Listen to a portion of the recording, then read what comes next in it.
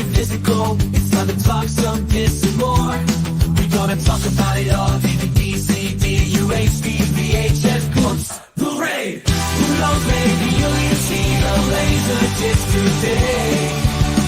Let's get physical. We wanna talk some physical media. Movies and TV, music and more. Come check out what we have in store. This is a media house stream. It's time for some physical media on FanZcene. I know it was like really popular because it like won some Oscars and whatever, but Jimmy does that. It's got the Mighty Ducks guy. Got that guy. No! Yes, but no! He's not the Mighty Ducks guy! It's Emilio Estevez! Who's the Emilio!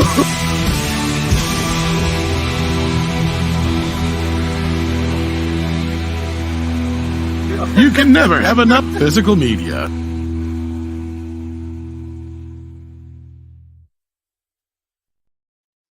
Well, hello, fellow followers. Welcome back to the Physical Media Show here on FanZcene. Light panel tonight, guys. Light panels tonight. It was actually going to just be me. I was going to do a show by myself tonight because Rook's out of town for a while, and Tom unfortunately couldn't make it tonight. At the moment, anyways. He said if he gets back in time, he may hop on. But I called Steven, he said, hey, I can join in. I was like, okay, cool, Steven. That gives me somebody to talk to. So for those who come for Tom, I understand if you don't stick around. I understand if the crowd tonight won't be as big as we usually get. I get it. Tom brings a lot of people to the table. I get it. So, but we're here. We're going to put on a good show for you guys tonight with a couple picks, a couple news, and I'm glad Steven decided to step in. Gives me somebody to talk to here in a minute. So, if you're there, Steven, how you doing? Oh, fair to partly cloudy, Greg. How about yourself? I'm doing all right. Not too bad. Not too bad. Just hanging with you. Ready to go. All right. All right. Well, I'm going to go ahead and say hi to the chat real quick, and we'll get started. Up first, we have Random Brad. What's up, Random Brad? My dude, always glad to have you with us here tonight. Heather Preston. Hi, how are you, Heather? Ace Hanlon says, let's go, Ace Hanlon. Hollowfield, my dude, what is up? Hi to you as well. What's up, Cowabunga, dude? Glad to have you here. Hey, look, Steven's in chat. Delete scenes. Salute to you. What's up, Bruce? I almost said Bruce. Sorry, Bruce Leroy. Sorry. What's up, Bruce Leroy? Love that movie. That was one of my favorite movies. I love that movie. That's a great movie. Show enough. What is up, Style Section? Let's go. Exactly. Hell to you, Tyrell72. What is up, Tim Morrell? How are you doing this evening, this night? Spread the word, everybody. Make sure you share out the link. Give it a like up and let them know the Physical Media Show is still on. Hell to you, Brian Barth. Glad to have you here as well. And yeah, well, Rookie is out of town, so he won't be back till June. Tom is out doing something. I believe he's watching a movie. He said he might hop on if he gets back in time, if we're still going. Like I said, I understand you, Brian Barth. I know you do, and a lot of other people come on here for Tom, and that's like I said, that's understandable. But I hope you guys stick around and enjoy the show tonight with me and Delete Scenes here. So yeah. There you go. But thank you to everybody in the chat, everybody at home watching. I appreciate you guys. Let's talk some physical media. So up first, I wanted to bring this up. It was all the big news. A bunch of channels covered it and everything. The Nightmare on Elm Street, the original 1984 classic, looks to be getting a 4K release. As of right now, it's only a UK steelbook, but it's more likely we'll get a US release. And we do have a little bit of more news on that. I guess you could say it's news. It's all up to you if you believe it. I'll bring it up here in a minute. But what's up, Anthony Draven? Hi, how are you? So I'm going to bring this up, pop it up here real quick. This is from the president of Physical Media. He's on Twitter. He usually gets a lot of his stuff right. If you follow Physical Media news, he typically is in on the Physical Media news. And this is what he has on regards to all the Nightmare on Elm Street movies. It's one, he says, no box set right now. All the restorations aren't done. So it says the rest of the films are in the works, though. They are. All the Nightmare on Elm Street films are in the works of getting 4K restorations. Dream Warriors should be finished soon. So that leads me to believe the first one's done, the second one's done, and the third one's almost done. And then, of course, with it being Warner Brothers, and today it says new artwork will be divisive. So there you guys have that for the news on that. I'm excited for the original on 4K. I want to see what it looks like. I'm excited to get the rest on 4K. So no box set, as of now. And it looks like their 4K restorations are being done. And what I find funny about the artwork uh, is because I was watching an interview with the Cliff from who used to work for Scream Factory, and he now works for Arrow. He said it's very easy to get the original artwork from studios and stuff. He said it's very, very easy to get that. There is absolutely no problems in getting the original VHS post artwork, all that. He said, but the marketing departments of the studios really have nothing to do. So they create all this new artwork to give them something to do, so they have something to sell, and it's just thrown together because they need something to do. So that's why we, unlike Warner Brothers and stuff like that, why we get this crappy clip artwork, and yeah. So be prepared for some crappy artwork on probably on the new Nightmare on Elm Street sets, but they are coming. They are coming soon. Yes, Brian Fuller. I did hear that Brian. I called you Brian Fuller. Sorry, Brian Barth. Brian Barth. I did hear Brian Fuller left. Technically, he didn't leave Crystal Lake show. He was kind of ousted. They did A24, which I'm not a fan of A24. If anybody's ever watched the show, they decided to go a different direction with the series, and so they kind of like Brian Fuller's gone. Basically, he did like they wanted him a different direction. He didn't want it, so it's all amicable. They both like, that's it. This leads me to believe that it's probably going to be a shitty show when it does come around. Sadly. So if it even comes around, because it was reported that it was canceled altogether because A24 wants to focus on bigger names now. Like they want to get The Rock in there and stuff. And which I was reading, which yeah. So the little independent studio that everybody loves wants to go big now. It wants to go real big. So there you go, have it. There you guys have it. But I am excited about the Lethal Weapon. I almost said Lethal, which Lethal Weapon has been rumored to be coming to 4K as well too soon. I'm excited about the Nightmare on Elm Street. I'm interested to see the artwork because sometimes the yeah. They don't want The Rock for the Friday the 13th, but they want The Rock to do movies with them for A24. They want to focus on bigger stars, they said, bigger stars and stuff like that. But yeah, I'm excited for them, and I do know that Vision of the Body Snatchers is coming from Kino Lorber on 4K. I don't know if we announced that yet. I think that was the other new release. Brokeback Mountain is also coming to Kino Lorber on 4K. If anybody wants to get a hold of that movie, but yeah, I think that's really it. The big news was just Nightmare on Elm Streets, and that was it. I don't remember seeing anything else. I can let me see real quick if I can go through here and see if there's any that I may have missed. But Steven, if you got anything you want to say to the chat while I'm looking some of this up real quick, go ahead. Well, once again, chat, thank you all for being here. Please do not forget to hit the like, share out the stream. And if you are new to both Greg's channel or mine, or Midnight Seds After Dark, or Runner Blaze, or Rookie Critic, please feel free to subscribe, hit the bell icon for notifications. I'm really looking forward to Nightmare on Elm Street, as I'm sure everyone else is. And unfortunately, looking forward a little less to the Friday the 13th series than I was. I heard the Brian Fuller news just before I went on. I don't know the whole story yet, but yeah. And Runner is in the chat with us. Hello, Runner. Sup, Runner? Rook kidnapped him. Rook kidnapped Tom and took him out of town. What's up, Christopher Parker? He said he picked up Independence Day Resurgence and the White Queen on Blu-ray. All right, cool pickups, man. Yeah.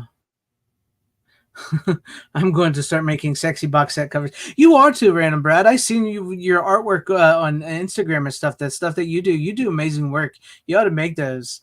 You could probably make a pretty good penny off those, because I see people making those custom slip covers and artworks and box sets, and they're making bank on those. I see people doing that all the time. And basically what they're doing is they're just taking the old artwork that came out on the VHS or the post art and just turning that into what we want.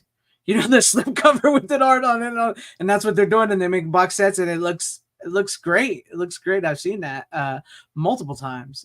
But yeah, the Brian Fuller story just broke, I think, today.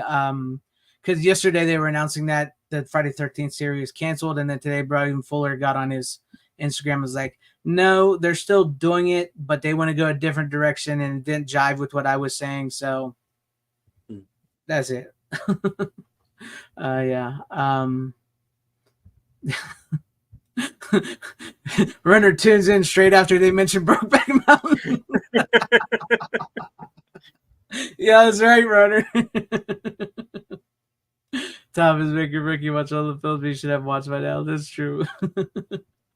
I thought I'd turn the camera on since it's just me and it's whatever, but yeah, that's that's about it for the new movies and everything and all that. There's how you doing, Steven?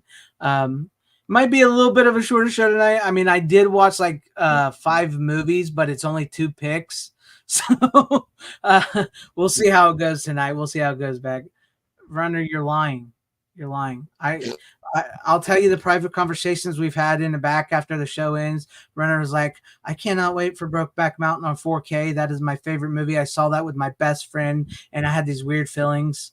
I'm just telling you. I'm just telling you. This Runner said. All right. Let's go ahead and just jump into this, because I think we went over. You don't have to see it when you live it. Yeah, let's go ahead and jump into it. We'll see how the show takes us tonight, guys. We'll see how the show takes us tonight. Go ahead, Steven. You first. What do you got for us? All right. Well, since we had Bruce Leroy in the chat with us, it just so happens that I have recently seen the 4K of The Last Dragon. Oh, nice. Love that movie. Of course, this was 1985, if I remember correctly. I might be wrong about the date. Might have been 84. Anyway, I saw this in theaters back in the day. Of course, Tamac and Vanity. Bunch of Motown stars doing the music. And it's about how a kid from who works in a pizzeria becomes the one and only master. Yes. And who's the master? Show enough. One of the greatest villains in 80s cinema. Let's not lie. No, yeah, he's great. Vanity was smoking hot too. Oh, God. Yeah, she was. She was originally supposed to be in Purple Rain with Prince, because they were a couple at the time. Unfortunately, by the time they got to filming the movie, they'd split, and Apollonia stepped in, and the rest is history. But hey, she's here, and the movie does, seeing it again through now my eyes, there are a couple of places where the movie does kind of meander a bit, and I kind of, watching it again, I thought, okay, they could have taken 10 minutes off of it, but it's still a lot of fun. It's still the movie that I remember from the 80s, seeing it in the theater with a whole crowd that was cheering the entire time and dancing when the music was on, and another thing that I noticed is there is an actor who is in this movie that I did not notice at the time, but I sure as hell know him now, and that's William H. Macy. Yeah, he has the blink and you miss him part in the movie, but I was watching this the other night with some friends over on another channel, and William H. Macy, you know, Yeah. I didn't even realize he was in the movie, but of course back then I wasn't looking for him. No, well, you didn't know him back then. No. But as for the actual 4K itself, and let me go ahead and of course. Did you notice Ernie Reyes Jr. and Ernie Reyes? Ernie Reyes Jr. and I believe his father is also in the film. His father is also. And I think he kicks the crap out of his dad too, if I remember correctly. His dad's one of the villains. Yeah. So you're a little blurry there, Steven. So am I? You can't quite make out the still book. So okay, sorry folks, but if for the people who can see it, it is a two disc set. One is the 4K. If everybody can see that, okay. The 4K, and there's also, of course, the standard Blu-ray edition. I did watch the 4K the other night. It looks and sounds pretty good. So I don't have the fancy setup that Tom would have, so he would probably go a little bit deeper into that than I could as far as specifications are concerned. But I tell you, watching it the other night, it doesn't look like it's a nearly 40-year-old movie. It looks brand new, and so I'm still recommending it. Last Dragon, get the 4K. It's a great movie. I love the movie. That's Sony. Sony does really good work. So there's nothing really wrong with it. And I agree. I'll take Surf Ninja. Shit, I'll take Surf Ninjas on a Blu-ray. Just give me the movie already. I love that movie. That's a great movie with Leslie Nielsen and Rob Schneider and Ernie Reyes Jr. Oh yeah. So I love that movie. The movie's insane. Go sit it right next to Three Ninjas. But yeah, what's up, Surreal Sean Cromwell? Hey yeah. Sean. I love the movie. I love Vanity. I love the nods to Bruce Lee and everything like that as well. I love all that good stuff. I love that. I love the scene. I mean, I know it's cliche, but it's near the end of the movie. He's like, "Who's the master?" And he's dunking him, and he's like, "I'm the master," and he's just. I love that. I love that stuff. It's such a great movie. And yes, the great line, as Bruce Lee really pointed out, "Kiss my Converse." Love that line. Like you said, he is like the Shogun of Harlem. Harlem. Yes, he is amazing. Yeah. Yes, he's amazing in that movie. Great movie. And then look at this, Rookie Critic giving us a $5 super chat. Thank you, Rookie. Says it's all true. I kidnapped Tom and won't let him back until you super chat $100. But now he is making me watch movies I should watch. He's making me watch Gremlins again. Making him rewatch Gremlins. Yes, I like Gremlins, by the way. So Steven is a fan of Gremlins. There we go. And just for that, Rook, for the $5 super chat, you get the hot chicks and guns. Eat like you son of a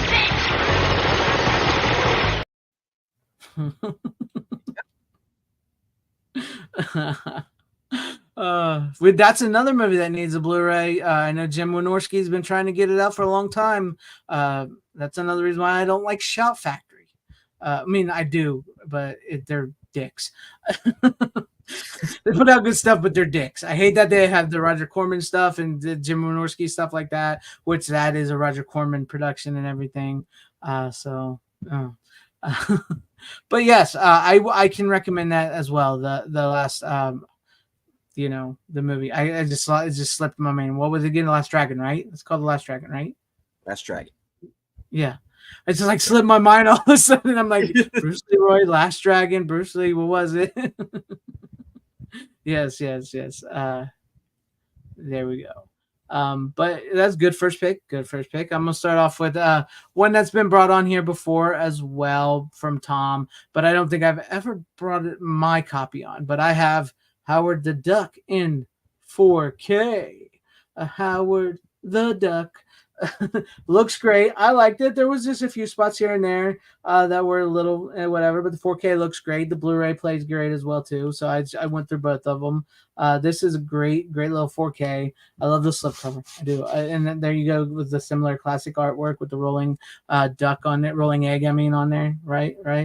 Uh, this is a great movie. Great movie. I was watching this because if you guys haven't watched it, I had James Wilder Hancock and Michael Kaleo. It's a director and a producer. They're making Rednecks vs. Aliens. And my director, Michael Kaleo, informed me that there is a document, which he dropped it right there on my. You guys got to watch that interview. We dropped some nuggets that have not been announced in any trades or anything.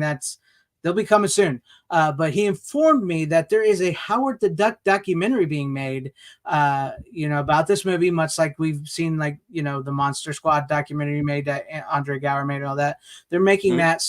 And they're making a documentary about the movie. They have Leah Thompson. They have the guy that played Howard. I can't think of his name right now. They have, I think they said they got Tim Robbins, or was his name? That's his name, right? Tim Robbins. They got Tim. They even got. And this is, even though he's persona non grata, they even got Jeffrey Jones. Jones. Yes. Wow. Even though he's persona non grata in Hollywood, they got him to interview for the documentary. So when we started talking about Howard the Duck and everything, I was like, I got to watch Howard the Duck again. I don't think I have ever watched my 4K since I bought it. So I finally, like I said, I intend to watch everything I have. There's very few that I have that I haven't opened and watched, but I don't think I had watched it, my Howard the Duck, since I've got it. So I had to watch it. Actually, I did not know Robin Williams was supposed to be the voice of Howard the Duck. I didn't know that. Maybe they'll discuss that in the documentary. We'll discuss that. They will. That'd be great. I don't think I have brought it on. If I did, I don't remember. I really don't remember. I know Tom's brought his on like twice, because he brought on that 4K once, and then recently they released a 4K, another steelbook of it. So he brought on like all of his copies, because he's got like the steelbook, 2 steelbooks or whatever. I think he did that. I don't know. I don't remember. I don't think I brought it on, but of course Runner would know. He's young. I'm not. So he's got that memory. The Duck Doc. Thank you, Holophil. That was a great interview. It was fun. Tom is unfortunately not here tonight. He's watching a movie, I believe. So he said he wasn't going to be able to make it back in time. But if you've never seen Howard the Duck, it's a great movie. I don't care what people say. I know people say it's a bad movie. I know people say it is one of those movies that I remember seeing as a kid, and I absolutely loved it. I loved the movie. I never knew the hate around the movie till I got a little older. I didn't know, because when I saw it as a kid, I was a kid, and I was happy. It was Howard the Duck. He's a puppet. Leah Thompson was smoking hot. I got to see her in her underwear. Yes. I laughed my ass off. It was great. It was a great movie. And then when I got older, I discovered, that it flopped in theaters, and that people didn't like it, and they said it's really bad. And it's to me, yeah, maybe it's one of what people call one of the so bad it's good movies, but I never found it to be bad. I thought it was a great movie. I thought it was fun. Howard is great. He's the man. I love the song, Howard the Duck song. I love the rock music to it. I do love Jeffrey Jones in the movie. He's great. He plays a great villain who gets possessed by the Dark Overlord. When he's when they're at the diner, and he's just slowly transforming into the Dark Overlord, and he starts talking like that. It's so fun. And then Tim Robbins is actually pretty good in the movie as a smart scientist who's actually pretty dumb. Doesn't know anything. He keeps thinking Howard's something like maybe you were frozen in time in an egg and came here long ago. No, maybe not. And then I love that. So I would say we're similar. We're similar in taste. We both grew up around the same time. He's a slightly older than I am. We have similar tastes. I do think we do have varying tastes in some degree. But yeah, we're pretty on the level. We're pretty on the level. Yes, and you're right, Brian Bart. I believe that is what he's seeing tonight. Kingdom of the Planet of the Apes. He was his theater, much like my theater, is quite the ways away from his home. So he's got a long trip there and back. So that's why Tom is unfortunately there. But I'm sure you've seen it, Steven. What are your thoughts on the movie? Did you like? Yeah, you said you liked it. believe it or not, I have never seen it in its entirety. But Never in entirety? never. But what I have seen of it, I did like. And this was a movie that critics absolutely savaged at the Yeah. time. I mean, much like they did with John Carpenter's The Thing. But they're both movies that have held up. Yeah. And Trevor's right. Howard the Duck is better than a lot of the MCU films, especially the ones they're making now. It is. It is a good movie. Yeah. Technically, it is now part of their canon, I guess, right? And then didn't they say any Yeah, Marvel because movie that was Howard made? is in one of the Guardians movies. Yeah, but it's not the same Howard. It's the. Well, I believe it's part it's of their James Gunn's version. multiverse thing. I think didn't they say that? I don't know. I haven't watched the Something new like that. MCU movie since No Way Home. I quit. I'm done with it. That and Disney. I stopped watching that stuff a long time ago. I quit watching all that stuff. It's just not for me. Yes, I agree with you. It is one of a kind of movie. Definitely rewatch it. Rewatch it. It's good. I rewatched it.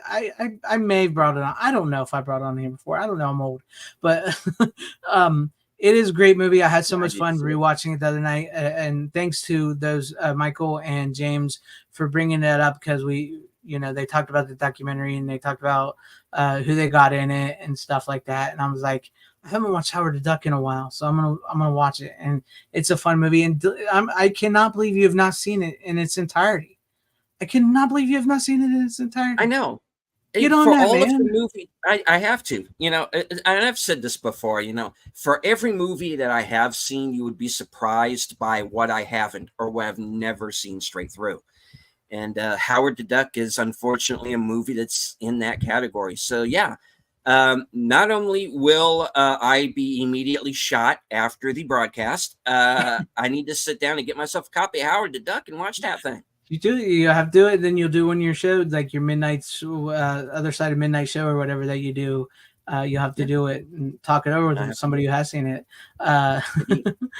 But very much says Williams quote on quitting the role. I can't do this. It is insane. I can't get the rhythm of this. I am being confined. I'm being handcuffed in order to match the flapping duck's bill. I can see that because Williams is, Robert Williams is, I'm Robert Williams, not like that as more Pee Wee Herman.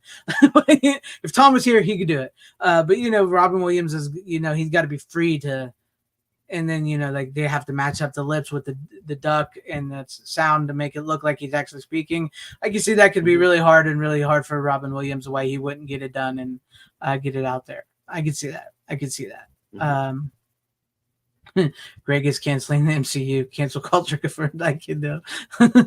No, if you like the MCU, that's fine. If you like the MCU now, I'm not big on it now. I think it should have ended at Endgame, or at least took a big long break after Endgame. Because let's face it, that was like the pinnacle of where the superhero Marvel genre was going to go. So like you could have took a big long break and then come back if you wanted to. Whatever, it's just that's me. But Howard the Duck, watch it. This 4K is worth it. It's pretty good looking 4K. Sounds good. It's a Universal. They don't typically do too bad of a stuff. What can you say? And plus, you get to see duck boobs. If you're into that type of stuff, I'm not really. I was Leah Thompson. I was into Leah Thompson, but I'm not into duck boobs. Yeah. I cracked myself up. Look, 5 to 10 year break would be good. So yeah, I agree. Like a 5 to 10 year break after Endgame, and then you could have. I understand them. The machine has got to keep going, and they were making billions and billions of dollars, so they're going to continue to do that. I understand that. I get that, but they could have like ended it and then came back with like No Way Home in like 5 years or something. To set up a new, I don't know. I ain't talking about that because we talk about that all the time. But if you want to watch some pre-MCU, Howard the Duck, maybe there is the Fantastic Four, Roger Corman's Fantastic Four. Check that one out. What do you got for us, Steven? What's your next pick? Oh, well, sorry, I hit the wrong button. I hit the wrong button. There you go. Okay. Ugh. Go back. No. All right. Well, my next pick, and I have a couple here, and I'm sitting here trying to decide, and I decided I am going to go with The Departed. Of course, this is the movie that finally got Martin Scorsese his Oscar. Nominated for Best Picture, of course. DiCaprio, Damon, Jack Nicholson, and in his Academy Award nominated role, Mark Wahlberg. It didn't give Leonardo DiCaprio an Oscar. Not this one, no. And this is an excellent gangster film, and it is actually, in fact, a remake of a Chinese film, which is rather ironic because The Departed is banned in China because of the scene with the computer chips. Yeah, that it's a remake of a movie called Infernal Affairs. And this is actually, it still has the old Blockbuster tag on it because I bought it from Blockbuster many years ago. And and the other, which is actually itself a trilogy, and this is the Dragon Dynasty version. So I'm kind of getting 4 for 1 here, but yeah, go ahead. Well, my next picks are going to be a lot. Indeed. So, and yes, Bryant is right. They nominated DiCaprio for the other movie he was in that year, Blood Diamond. Now, yep, still didn't win though. Stupid Bear movie. He didn't. The worst of the bunch. He won the Oscar for. I probably would have given it to him for The Aviator myself, but that's yes. Because what The Departed does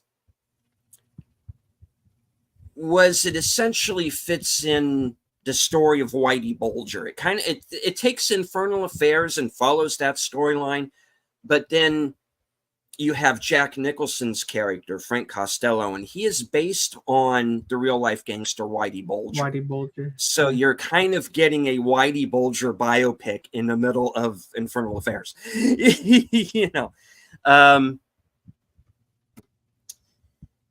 But this movie is great, man. It's 2.5 hours long, but it zips by like it's half that time. You know, you've got this great kind of hard-boiled noir dialogue being thrown back and forth. You know, everybody's calling each other every name in the book, you know, which I kind of have fun with. Yeah. And it's the story of basically these two cops who are undercover, one working for the cops, one who's, you know, a cop who's been placed into the mob. And then you have the mob placing one of their men into the police, and it becomes this this cat and mouse game between the two of them. And then, like I said, you have this whole, you have this Whitey Bulger character that's kind of becomes like this kind of fucked up father figure for the both of them, and you know, and it kind of spirals into hell from there. And then you throw in Mark Wahlberg's character, who's a character who's not in Infernal Affairs. He's made up for The Departed, and he's the one who becomes the wild card. And I don't want to give away too much for anybody who hasn't seen either film, but man, check them both out because they're both excellent. I've never seen Infernal Affairs, but I've seen The Departed, and I tend to agree with you, Brian Bart. This is probably his last major performance, probably his best last major performance that he's done. I think it's the last great Jack Nicholson performance. I know he did movies afterwards, but this is the one I think. Like this was where he was Jack. So yeah, he crushes it. He's great in this. Everybody's great. That's the thing. And such a great cast too, because like I said, you got DiCaprio, Damon, Mark Wahlberg, you have Nicholson, Vera Farmiga, Anthony Anderson, James Badge Dale's really fucking good in it. The cast is outstanding across the board, you know. And one of the things that's interesting, a bit of spoilery, but not, is Vera Farmiga's character is, I think, really the master stroke of the screenplay.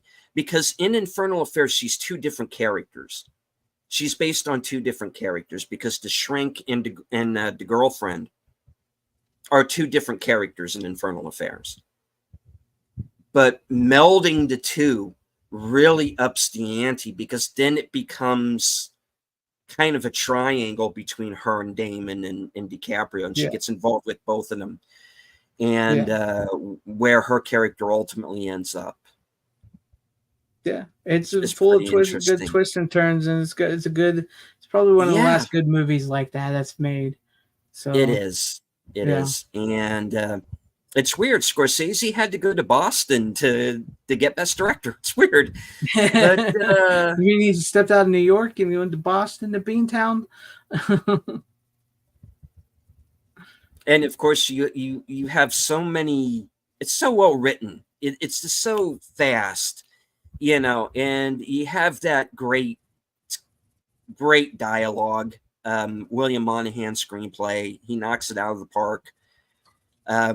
Wahlberg, I think, gets all the best lines, though. You know, he gets that great, you know, that line. Do you know what we do?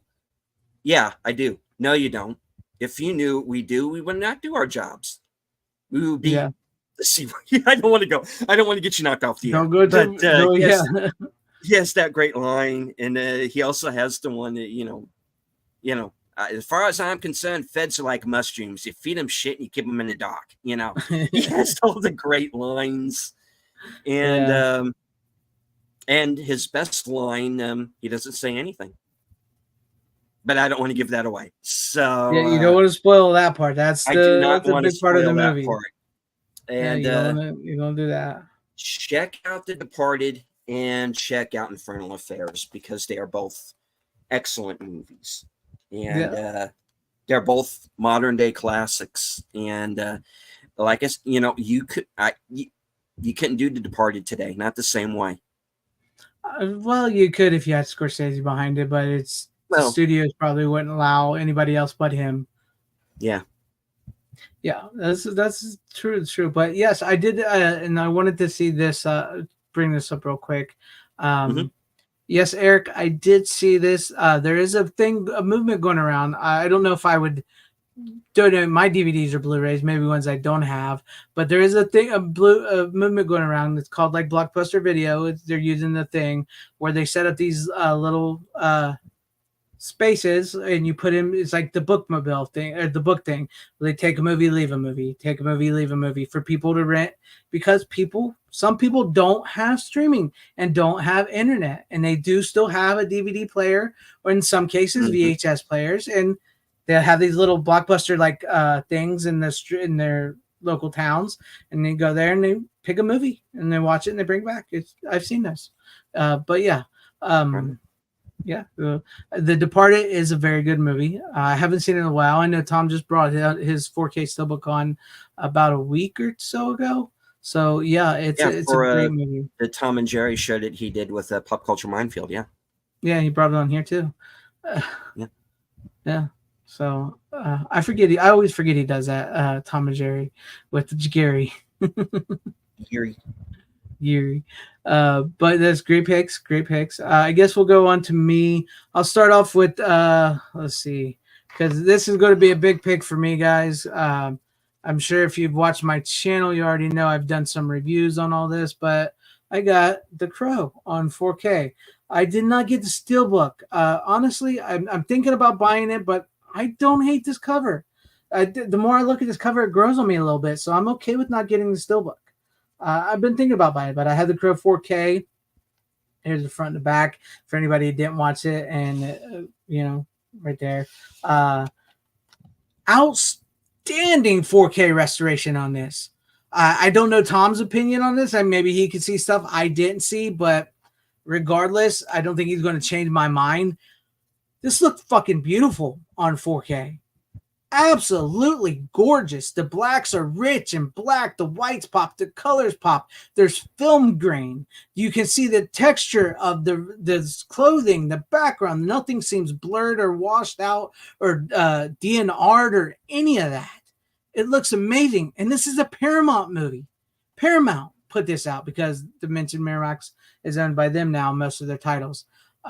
Absolutely love this movie. The 4K is great. And I wanted to show off all my little crows real quick because there's the movie. And not only is the movie spectacular, but the soundtrack is amazing as well. I got the old school original soundtrack of The Crow with all the great bands. It's a banger of a soundtrack from the 90s, right? I mean, you can't go wrong. You can't go wrong. Look at that. Look at that. It's an amazing movie. Great soundtrack. Then I do have the VHS, the original VHS of The Crow. And make sure it's... And it does say, please be kind, rewind. And it is rewound. So there you guys have it. I remember seeing this movie when I was a kid and just being blown away by it. It was so amazing. I absolutely loved this movie. And nobody's going to ever change my mind about this movie. And I was stunned. I was stunned by this 4K.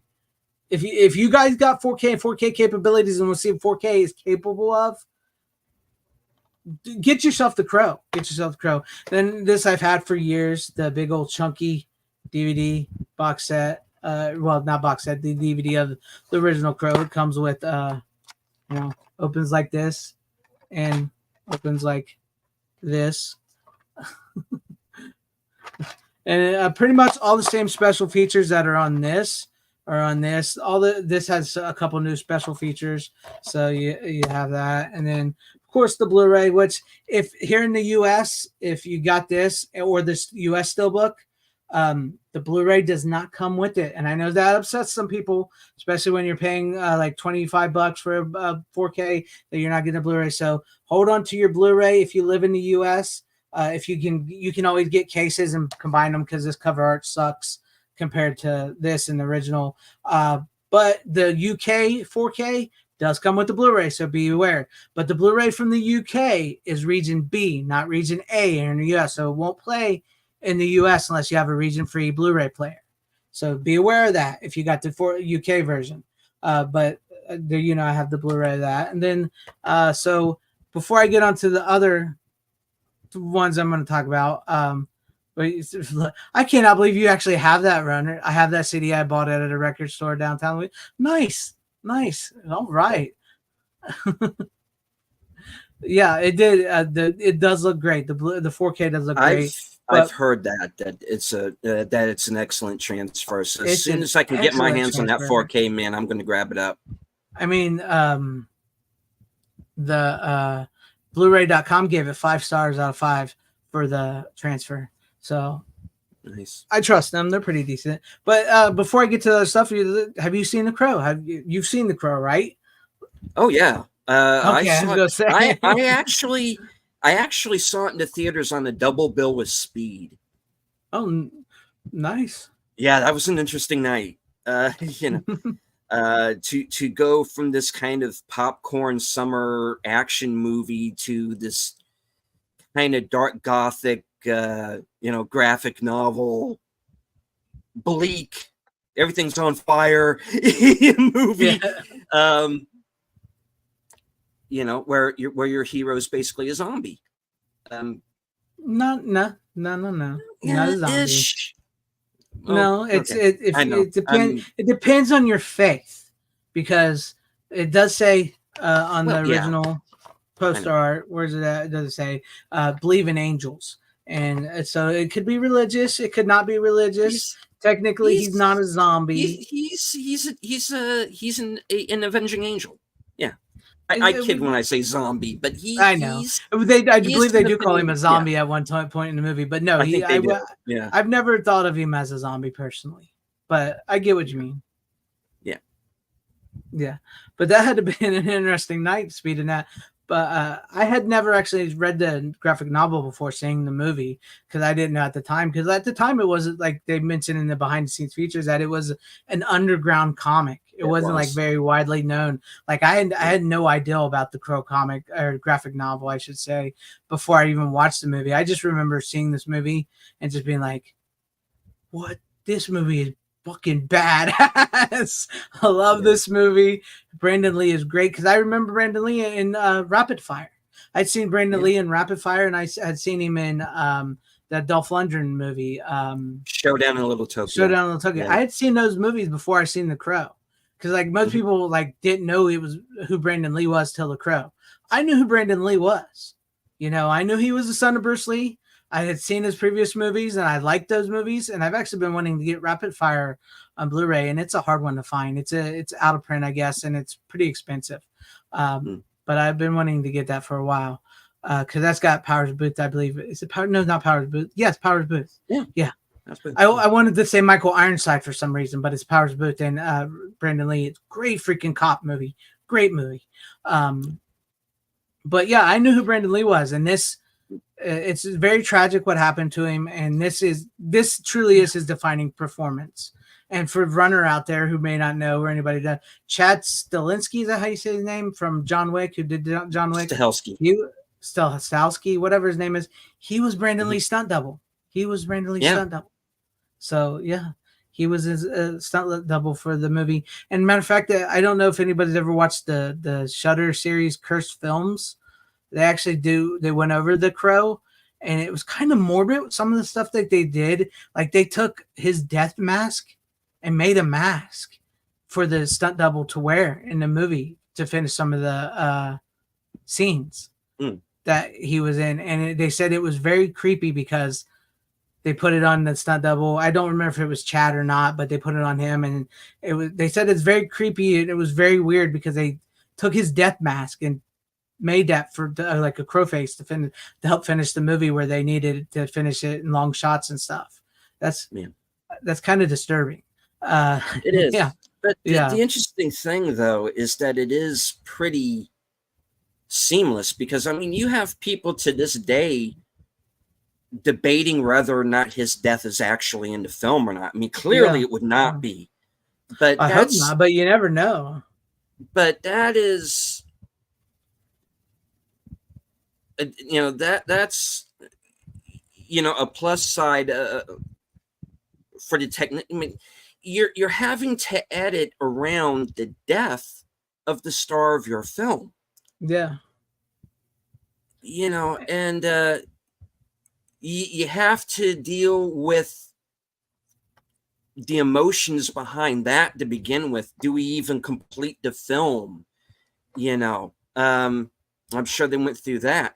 The actor who fired the shot, he didn't do a movie for a few years after that. And this is the difference. It messed him up. I mean, it messes a lot of people up. It messed him up. It really did. Yeah. You know, and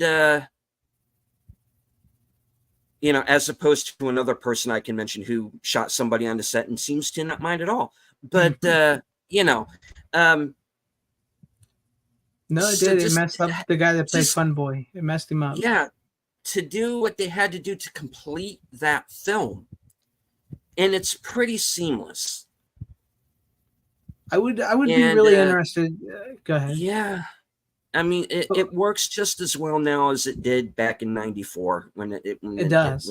It's a movie you can watch. Yes, it's a movie you can watch, and you don't need to. It doesn't need to be '90s. It doesn't need to be 2000s. You can watch it. It's like a timeless masterpiece of a movie. Yeah. You're right. Michael Wincott. Michael Wincott is awesome. Yep. I love Michael Wincott. He needs to be in more movies. He disappeared for a while too, until he did the Jordan Peele movie. He did Nope. It was Nope, I believe. Yeah. Michael Wincott as the villain. Is amazing. He's creepy. Bang! Fuck! I'm dead. So you're him. Yeah. The Dark Avenger. He's nice great outfit. Not quite sure about the face though. You know. He's great. He's great. Yeah, he's very good. But it would be interesting to see, like, I, I know people want this. I think it would be kind of interesting, but also at the same time, I don't know if it'd be not sacrilegious, but like ghoulish, because the movie was intended to be very different. Because there's a lot of stuff that was cut out from the film and that didn't get finished. There's a Skull Cowboy. I don't know about if you know about Cowboy, who the guy from Hills Have Eyes. I can't think of his name. The big guy, Michael Berryman. Yes, he was supposed to be like his guy, like one of his guides, to do it. There's a lot of action sequences and other scenes that couldn't be quite finished and were never quite finished with all the special effects. So there's a lot to the movie that they could like make a different cut of the movie, which would be interesting to see, like the full version of what they wanted.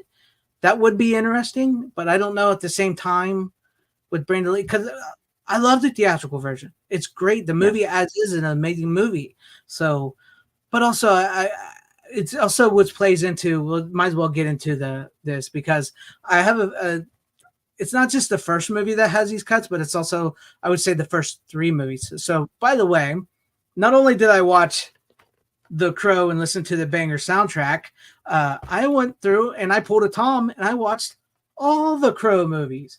I watched City of Angels, which I don't really hate. I know a lot of people don't like the sequels. They hate them. I think City of Angels is all right. It's not the greatest. I did some people did get mad at me because I said The Crow Salvation was the best of the sequels, which I stand by that. I still think it is the best of the sequels. I think The Crow Salvation is, which I just picked up on Blu-ray. And then, of course, we have The Crow, Wicked Prayer, with Edward Furlong as the Crow. This movie is god awful, horrible movie. It's like somebody wanted to be what's his name, who did Dusk Till Dawn, Rodriguez. It's like somebody wanted to be Robert Rodriguez and make a Crow movie, and this is horrible movie. I just don't even watch that movie. But I have a feeling there are multiple cuts of both these films.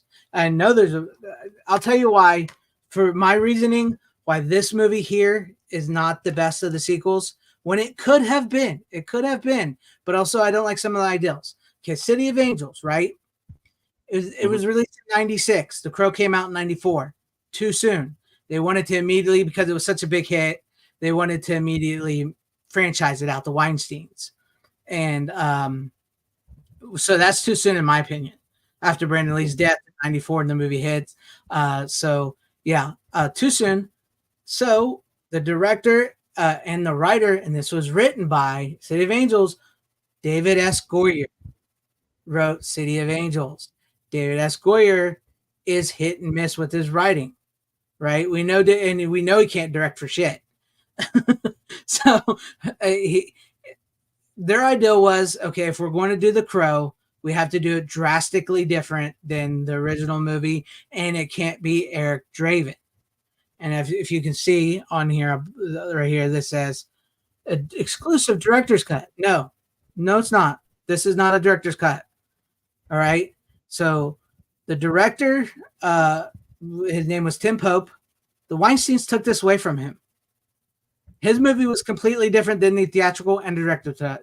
The Weinsteins took this movie away from him. They re-edited it themselves to make it look like the first Crow, because they wanted it to be similar to the first Crow and have some of the same story beats and elements like that, right?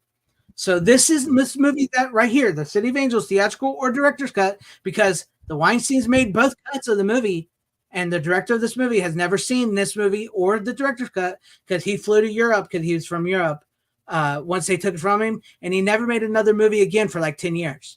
It messed him up. So this movie is not his movie. This movie, what you're seeing, is not the movie it was intended to be.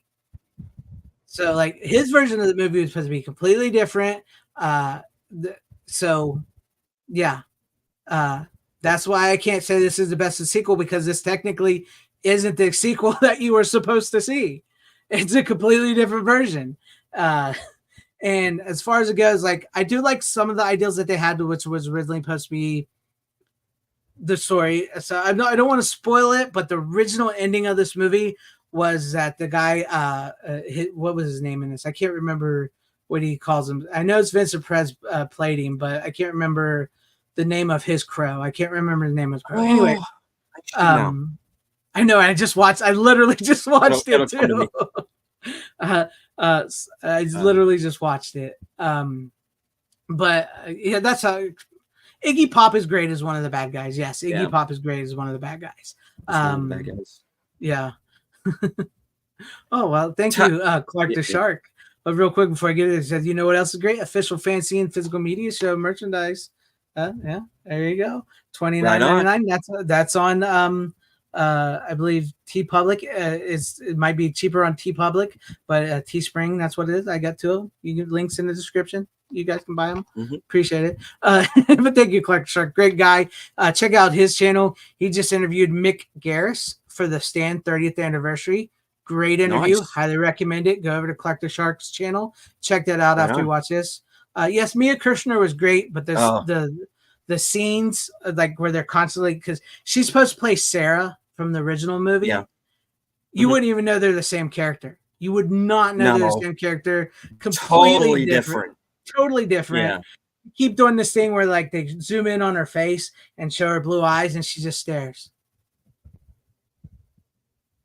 Like that for like 5 minutes. Yeah. It's like, okay, what are you doing that for? Because Mia Kirk is great. She's hot, but that's just I like her, but they didn't give her anything to do, really. The thing is, the whole thing of what the original story was, the original way they shot this, and what's I think would be kind of interesting, but I don't like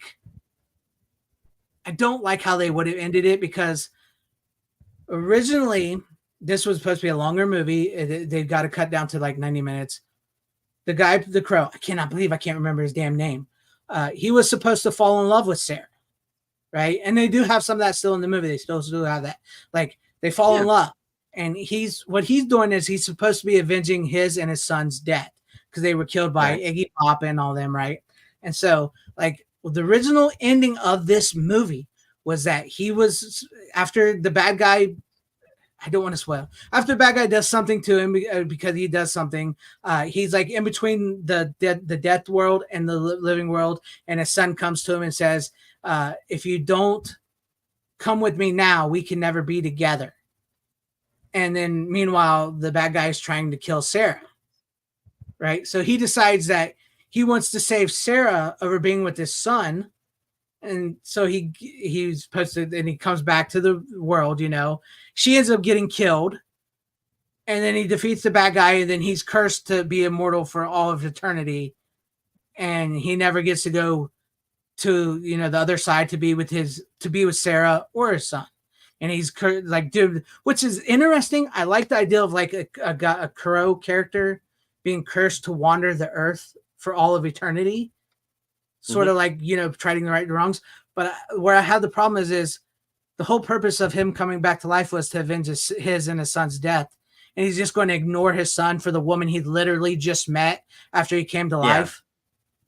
That's my biggest problems with the original, the way it was. And that's been shot. That has been shot. That has been filmed. That's the way it was to end. I think it might even be on the, no, there's no deleted scenes on this. So there's a whole nother movie, The Crow. I would love to see the actual director's cut of the movie, The Crow, because this is not the theatrical or director's cut, is actually the Weinstein's cut. It's their movie. They just reworked the whole movie to make it look like the first Crow. Because they decided after they were seeing it, they're like, we don't like this movie. We want it to look like the Brandon Lee version. So that's why I cannot say this is the best. I don't hate the movie.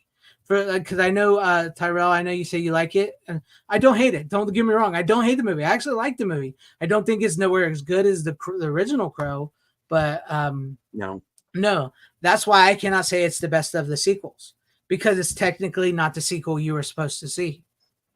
So, and also I would say the same thing. Like I would say with these three movies here, blow myself up here, The Crow, City of Angels, and Salvation, there's three different versions of this movie than what we see. I would put dollar money to whatever that is. And as far as I'm concerned, I know this is a straight to DVD movie from the 2000s. This is the best sequel. I just bought it from Shout Factory, which fuck Shout Factory. I know some people won't want to buy it because it's one of their limited run movies. I actually like this movie. It's got a great cast to it. I just did a review of this. If you haven't seen it, you can check it out. It's got Eric Mabius as the guy that playing the Crow. His name's Alex Corvus. Alex Corvus, and then Kirsten Dunst is in it, which at the time I thought, like I said, I thought she was cute in the early 2000s. I liked her. You know, she's not as annoying as she is now back in 2000s. It's got Walton Goggins is in it. Walton Goggins is in it, who's amazing. It's got Fred Ward from Tremors. He's great in the movie. It's got William Atherton from Ghostbusters and, all those other Real Genius and all those. It's got a great cast to it. And matter of fact, like I said in my review, and what I know is like what little screen time Walton Goggins has in this, which he has some good screen time. It got him the job on The Shield because he played a slimy cop. And so that helped get him the job on The Shield, which arguably made his career. Yeah. So, yeah. And this one is basically, I don't know if you've seen this one. Have you seen this one? No. Okay. So this one is. I'm going to now, though. Yeah. Yeah. It's got a great cast of it. Basically, this is playing to the teens of the 2000s, the angsty teen, because originally Rob Zombie was supposed to do the third Crow, right? Yeah. And he wanted to do like an older, darker, nastier version of Crow with Scott Glenn as the Crow. And I think it was supposed to be a Western type movie, which sounds good on paper, but it's Rob Zombie. So you know what he did to the Halloween movies. But the Weinsteins came in and said, no, they decided they want to do like a teen slasher type version of the movie. And Rob Zombie said, fuck that, I'm out. So he quit. And we get the Crow Salvation, which is, it plays to the sort of early teens 2000s angsty thing. Eric Mabius plays Alex Corvus, who is being electrocuted on his 21st birthday for killing his girlfriend. This plays very much in the same vein as The Crow, and there's an actual line in the movie from the original graphic novel that has not been used in any other Crow movies. Like when it flashes back to him and his girlfriend, and he tells her, he says, "I'll love you forever," and she goes, "Only forever." That is literally a line from the original Crow graphic novel that Eric Draven says to his girlfriend, Shelley, which is not in any other Crow movies but this movie. So he's framed for killing her. He says a man with this scar on his arm framed him. He gets electrocuted. He gets brought back to life. So he's electrocuted and they put him in the morgue. He gets brought back to life. And they do a clever thing, which I kind of like, is like the mask they put over his face to electrocute him kind of burns the marks of on his face. So he doesn't wake up and like, oh, there's white face paint. And he starts painting and doing lipstick and stuff like that. You know, it's actually, he just like pulls off the dead skin and the marks are on his face of the Crow. So I got to disagree with you, Cowabunga, dude. I hate his Halloween movies. I think they're horrible. I'm sorry, I just do. But anyways, they make the marks of it. And then he goes off, trying to find, because I don't want to spoil it for you or anybody out there. He goes off trying to find his thing. And I think this is pretty good. It's got a good cast. And you can clearly tell there was reshoots done on this movie and certain plot points were changed. Once again, you can tell because Eric Mabius, his hair isn't real long like Brandon Lee's hair, but he does have like a little bit longer hair. And there's certain scenes where like they go up real close to his face, just his face, and you can clearly see he's got like a buzz cut or a crew cut, kind of like your hair is right now. And you can tell, well, that's a completely different shot scene. That was clearly he was brought back to film something. You didn't even bother to put a wig on the man. So there's clearly reshot scenes. There's clearly plot points that were changed. Once again, I would love to see the original version of The Crow Salvation. I'm debating on whether or not I would like to see the original version of The Crow because I love this version so much, but I can't lie and say that it would be interesting. And I would like to see the original version of The City of Angels, even if I don't agree with where the ending that they were going to do with it. I would like to see what they had because it was supposed to be a different movie, a very different movie. But I do agree. Sure. I think this is the best of the sequels. There's even a line. Another reason, which I did say in my review, why I think this is the best of the sequels. There's even a line that the villain of the movie says at the end of the movie that James O'Barr, the creator, the comic book, the guy created it, he loved the line so much he reused the line in one of his comics, one of his Crow comic books for the villain. He reused that line the villain utters. So he loved that line so much that he put it in one of the things. Yes, I agree with you 100%, Dan Blackroyd. 100%.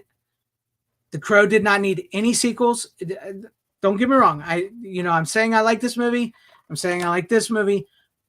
it should have stopped at this. It should have only been one movie, one and done. This is a masterpiece, especially with the way that happened to Brandon Lee. They should have stopped after this one, and that should have been the end of it. And then you could read the graphic novels, because that's all you really need. Sometimes we don't need sequels. But as I was saying, don't ever watch this movie. Don't ever watch this movie. This is so bad. Oh my God, it is so bad. Because I don't want to rag on the guy because he's been through so much shit, and Hollywood really wrecked him. But Edward Furlong for The Crow, really? and he's going up against David Boreanaz. No, as the bad guy. No, snap him in half. There's a massive difference in them, and the height difference. Yeah. And Tara Reid is in it, and I also forgot what's his he's in it, but he's barely in it. Dennis Hopper. Dennis Hopper is in this movie. Really? He's barely in it. Wow. Honestly, the best part of this movie is probably Danny Trejo. Danny Trejo's in it. Oh, he's probably the best part of the movie. And David Boreanaz is. I'm sure he is. Yeah, David Boreanaz is all right. He's hamming it up real bad as the bad guy because they're basically it's like this Mexican Indian reservation. They're closing down this mine. They're going to open up a casino, and David Boreanaz plays a cult leader, a satanic cult leader, and his cult is the Four Horsemen. Like you got Tito Ortiz, the UFC fighter. Tito Ortiz is what is he? Oh my God. The Pestilence? I think he's Pestilence. There's one guy that's death, there's one guy that's war, and then David Boreanaz is death. He's death. And his whole plan is he wants to raise Satan. Satan's going to possess him and they're going to take over the world, and Tara Reid's his girlfriend. And so and then Edward Furlong is dating Danny Trejo, who's like the chief of the, of the tribe, and opening up he's dating his daughter. And Edward Furlong is a criminal. He was once a criminal. He was blamed for murder, whatever. And then they end up killing them too. And he comes back to avenge them like the Crow. But it's done in a way it's so horrible. Edward Furlong is not believable as the Crow. It's bad acting all around. Very low budget. It feels like somebody's trying to be Robert Rodriguez. It's horrible. It's horrible. I actually had to stop the movie. That was the problem at the time, was that Tarantino and Rodriguez, and there was this whole pack of directors that started at around the same time who became popular. But the thing was that you had 100 other movies of people trying to imitate what they were doing. And that's exactly what it came off looking like, pale imitations. And I kind of want to see this movie because it sounds so bad. But because I kind of like riffing on bad movies anyway. So, I grew up with Mystery Science Theater. I can take a bad movie, Yeah, Edward Furlong wasn't believable as Edward Furlong. No. A lot of people say he's the fat Furlong in this movie. Actually, that's not true. He's not really that fat in this movie. He's really not. He's kind of thin. You don't buy. I mean, like you go from Brandon Lee to Edward Furlong. It's just not in his wheelhouse. And yes, there is a TV series called The Crow Stairway to Heaven starring Mark Dacascos as Eric Draven.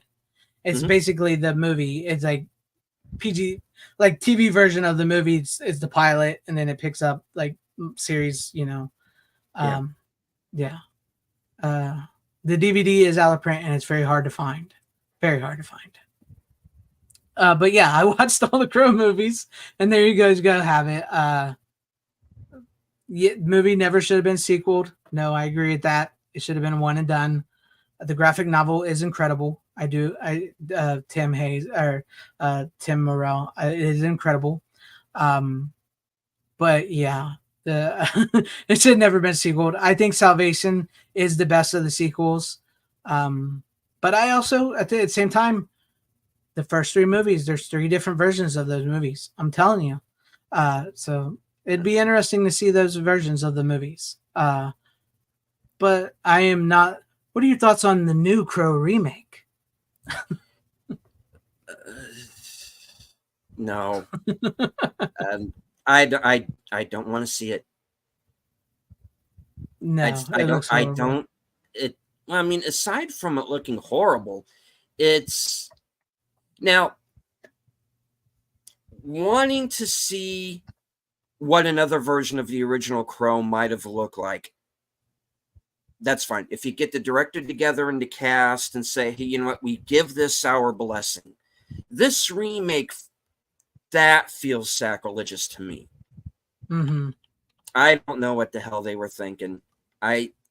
This is just Hollywood cash grab bullshit, and I'm not going to give it the time of day.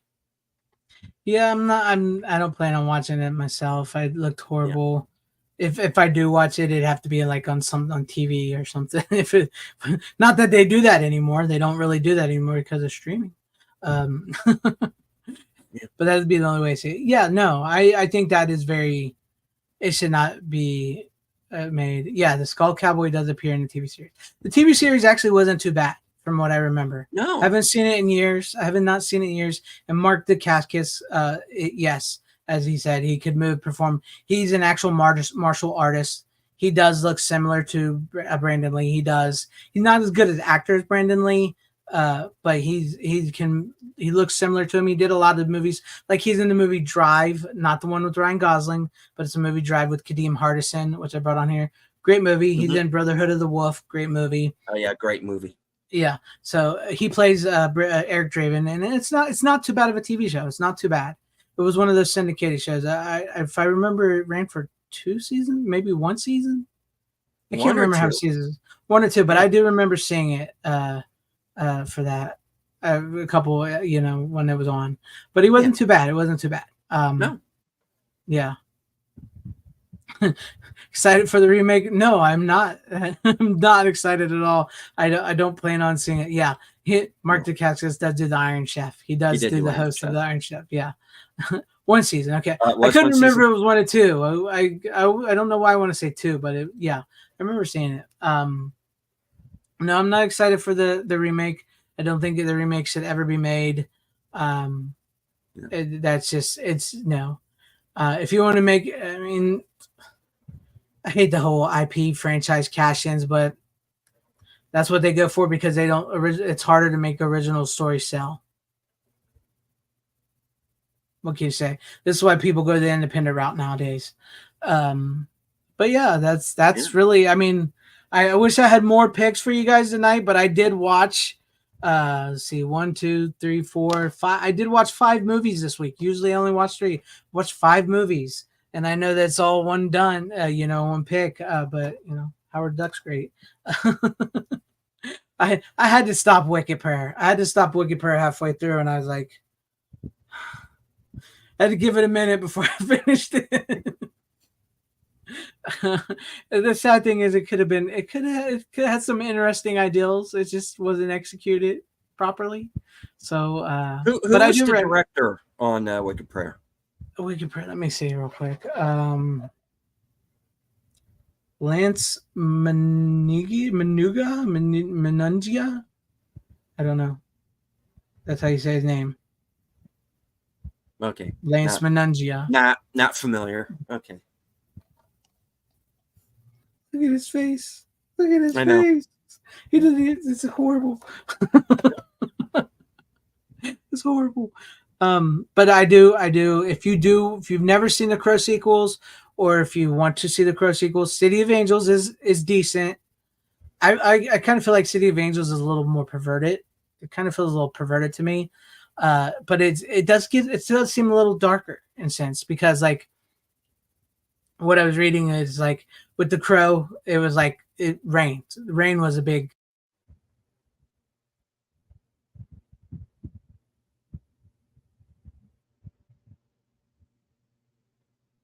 We lost him. Okay. Hi. Well, is it Greg? When it just clicked off for a second. We lost you for a second. My internet didn't drop or anything. It just like kicked me for a minute and came back. Yes, it can't rain all the time. Like the big element of the movie was like the rain. The rain was like the story. So when they did City of Angels, they wanted it to be smoke. That's why they said it in Los Angeles, the smog, and it's like, so it does get a little more darker, it gets a little more perverted with the bad guys. I feel like the bad guys are a little more perverted.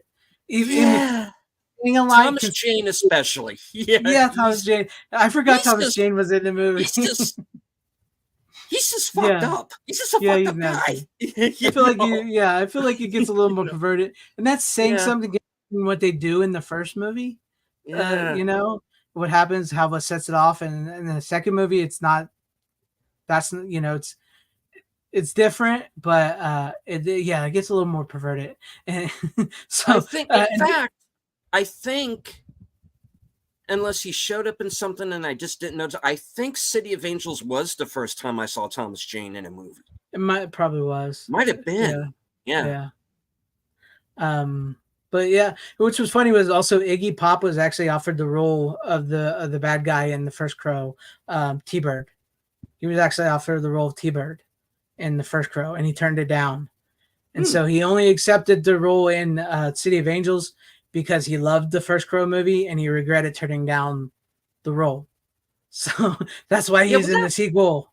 That happens a lot of times with actors, I've noticed, where they'll turn down a part and then the movie will turn out to be great and they'll be like, yeah. I'll do the sequel. Okay. Yeah. Then he's in the sequel that's not very good. Well, I mean, I like it, but it's not very good. It's not as good, no. It's not as good. That third act, I think, kind of kills it for me. But it's because it's been completely changed. It's been completely reworked. And you can tell is the problem with it, you know. Yeah. Yeah, because the Weinsteins were working off with, because it was all shot. It was all shot. It was all set to be a different movie. Weinsteins didn't like it, and they re-edited it to make it look like the first Crow. Well, story-wise, like the first Crow, and changed the ending and everything. And the director left and never came back and never looked at it. So, yeah, that's why I just can't say it's the best of the sequels. And I'm not saying I don't enjoy watching it. It's just it's not one of my favorites. But it's better than Wicked Prayer. And I do like I said, I do like Salvation. I think Salvation is the best of the sequels. It's one that feels most similar to the first movie, but also it does have some problems. They do use a CGI crow at times. I do think it's kind of stupid that they literally watch this kid get electrocuted, followed his case. He wakes up. Well, he's not a kid, but you know what I mean. He wakes up as the Crow, and when he's confronting the bad guys, they don't know who he is. Like, he's literally still wearing his prison jumpsuit, and you don't know who he is. So that's like, I mean, there's problems with the movie, folks. Don't get me wrong. There's problems with the movies, but I do enjoy the movie. I do enjoy both of those movies.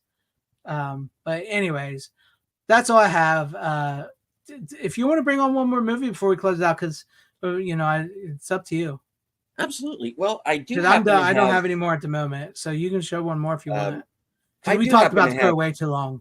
No, that's fine. I mean, I wasn't as familiar with all of the sequels, so I was fine letting you go there. So yeah, sounds interesting. All right. Well, I do happen to have one more sitting here, and this is a movie that I am actually going to be watching tomorrow on Action Theater with Jedi Bill, and that is Inglourious Bastards.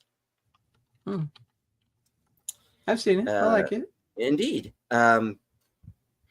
This is the film where this is, of course, multiple time Oscar nominated movie. Christoph Waltz, Brad Pitt, Melanie Laurent.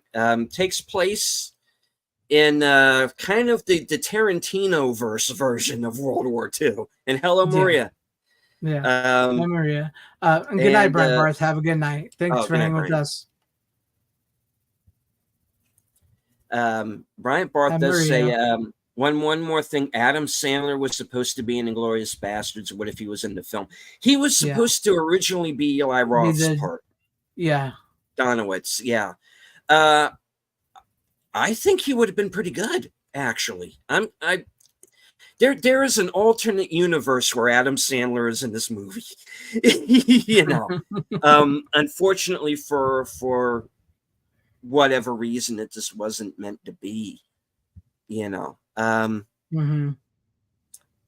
again, a movie that's sort of a remake, but not, because there was a movie in the 70s that was also called Inglourious Bastards that has Bo Svensson and Fred Williamson in it. It's an Enzo Castellari movie, Italian, shoot 'em up, everything goes along with that.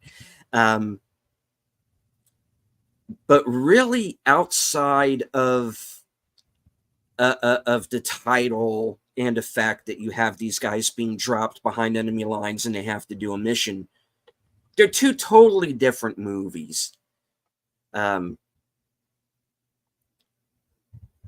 You know, you have these parallel stories. You have the bastards going on this mission where they're going to kill the German high command, and then you have this parallel story of this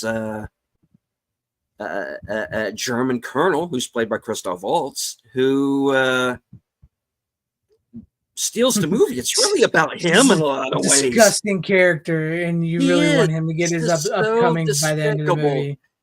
But that's what's interesting about his performance, is that he is so despicable and he's so evil, and he thinks he's going to skate on everything in the end.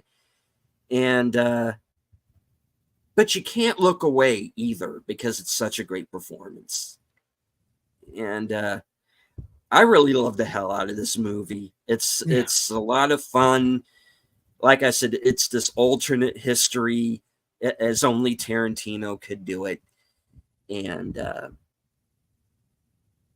folks, you've all seen it. You don't need me to tell you about it. It's a good movie. It's a good movie. Yeah, it's a good movie, and I'm going to have a lot of fun rewatching it tomorrow. And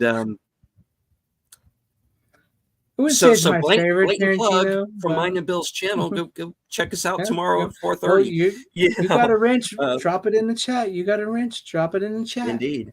Okay. So yeah, but I wouldn't say it's my favorite of Tarantino's films.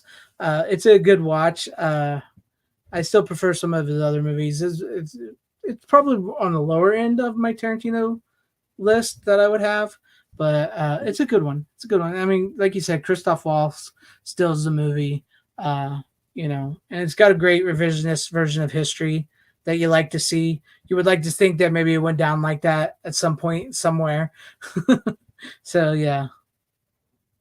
And Eli Roth gets to cross shooting Hitler off of his bucket list. So yeah. And see, Random Brad, I'm with you. I'm with you. He says I keep going back to Once Upon a Time in Hollywood. Probably watched it about 10 times this year. I agree with you. There's something about that movie, Once Upon a Time in Hollywood. Me and Tom, we've talked about it. We've talked about it a bunch of times. It's like whenever that's on or whenever I see that, it's just like it sucks you in and you watch it.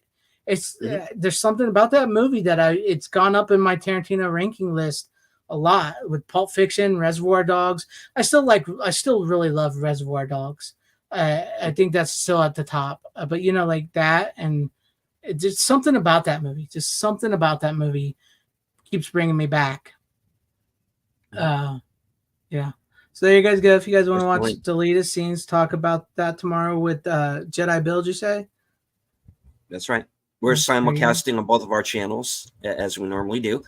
So check us out. We're doing a thing there leading up to Memorial Day, kind of a salute to the troops, a kind of thing. We did the Dirty Dozen last week. We're doing Inglourious Bastards. We're going to be doing Black Hawk Down coming up. On Memorial Day itself, we're going to be doing To Hell and Back, which was Audie Murphy's story about his experiences in World War II.